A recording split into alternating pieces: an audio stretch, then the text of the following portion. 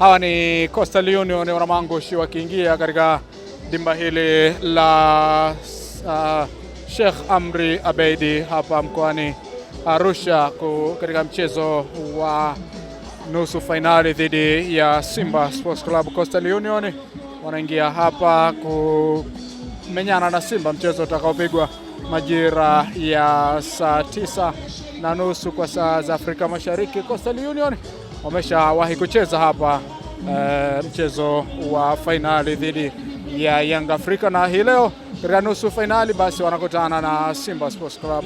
Wanamangushi kikosi kikongwe kwelikweli, Wanamangushi wakiwa na uzoefu mkubwa katika michuano hii ya CRDB, Wanamangushi wakiwa na muda mrefu katika ligi kuu ya kandanda NBC Tanzania bara, lakini wakiwa pia na uzoefu mkubwa kwenye michuano hii ya knockout. Nini kitatokea mimi na wewe hatujui. Mimi ni Atanas Kapina na hizi ni ripoti za Bugani TV kutoka katika dimba la Sheikh Amri Abeid mkoani Arusha.